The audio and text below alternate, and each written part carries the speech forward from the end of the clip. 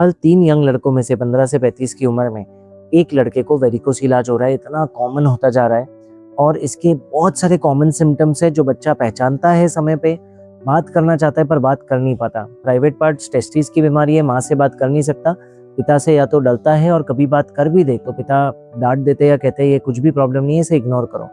Please ऐसा मत कीजिए क्योंकि शायद वो सही कह रहा है, या अगर नहीं कह पा रहा है तो उससे पूछिए अगर डिस्टर्ब लग रहा है, क्योंकि हो सकता है ये एक बीमारी हो जिसे कहते हैं वेरिकोसिल। क्या होता है वेरिकोसिल? अगर टेस्टिस से जो दूषित खून दोबारा हृदय की तरफ जाता है वो अपने स्पीड से ना जा पाए, क्योंकि ये खून की नसें, वेन्स के वाल्व डैमेज हो चुके हैं इन्फ्लेमेशन की वजह से, कई कारणों की वजह से जो पूरी समझ भी नहीं है, तो ये दूषित खून दोबारा टेस्टिस में लौटता है, टेस्टिस को डैमेज पहुंचाता है।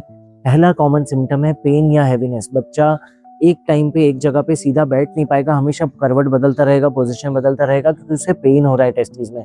बाइक चलाते समय होगा, ज्यादा देर बैठते समय होगा, कई सारे प्रॉब्लम्स होते हैं। सेकंड, उसे लगेगा कि उसे समझ में आएगा कि वेन सूज रही है टेस्टिस के ऊपर। इनफैक्ट कई बार बच्चे आके हमें बताते हैं कि मेरे को ऐसा लगता है जैसे वेन्स का, नसों का गुच्छा बन गया है, जैसे कीड़ों का गुच्छा चल रहा है या चल रहा है मेरे टेस्टिस के ऊपर। इसे बोलते हैं बैग ऑफ वर्म्स अपीयरेंस। ये बहुत ही क्लासिकल है, वो गलत नहीं कह रहा है, उसे एक्चुअली ऐसा महसूस हो रहा है। ये कीड़े नहीं, ये वेन्स या सूजी हुई नसें हैं जिनमें ब्लड उल्टा फैल रहा है। तीसरा कॉमन प्रॉब्लम है कि उनका सीमेन ऑल्टर हो जाता है। अगर टेस्ट कराए तो पता चलता है कि सीमेन की काउंट कम है, मोटिलिटी कम है, मॉर्फोलॉजी कम है, यानी कि सीमेन खराब होता जा रहा है, आगे जाके प्रॉब्लम आ सकती है। टेस्टिस हैंगिंग से लेके इरेक्टाइल डिसफंक्शन, कई सारी प्रॉब्लम्स आ सकती है। लो टेस्टोस्टेरोन के वजह से मॉर्निंग इरेक्शन स्लो होना, सेक्स ड्राइव कम होना, काफ़ी प्रॉब्लम्स आती है। एंड लास्टली कभी कभी एडवांस स्टेजेस में टेस्टिस श्रिंक होने लगती है या साइज कम हो जाता है टेस्टिस का। ये सारी प्रॉब्लम्स या तो वो इग्नोर कर रहा है या तो आप उसे मजबूर कर रहे हो इग्नोर करने में। प्लीज उससे बात करें और पूछे कि कोई प्रॉब्लम तो नहीं है, और अगर है तो उसे एक यूरोलॉजिस्ट या इंटरवेंशन रेडियोलॉजिस्ट के पास दिखाएं। वेरिकोसील की जांच में क्या होगा जब आप डॉक्टर के पास जाओगे? सबसे पहले वो फिजिकल एग्जामिनेशन करेंगे, उसके बाद कॉमनली एक स्क्रॉटल डॉपलर यानी कि कलर सोनोग्राफी करवाएंगे टेस्टिस की नसों का, वेन्स का। साथ में टेस्टोस्टेरोन लेवल और सीमेन एनालिसिस करवाएंगे देखने के लिए कि अभी तक फंक्शन पे कोई असर तो नहीं हुआ है। और फिर सारी रिपोर्ट्स आने के बाद आपको बताएंगे कि क्या वेरिकोसील है, ग्रेड क्या है, उसके वजह से अभी तक कोई नुकसान तो नहीं पहुंचा है, और आगे इलाज क्या है। क्या होता है वेरिकोसील का इलाज? अगर अर्ली ग्रेड है, कोई नुकसान नहीं पहुंचा है, सीमेन और टेस्टोस्टेरोन सब कुछ ठीक है, तो फिर सिंपल इलाज है और वो है लाइफस्टाइल चेंज।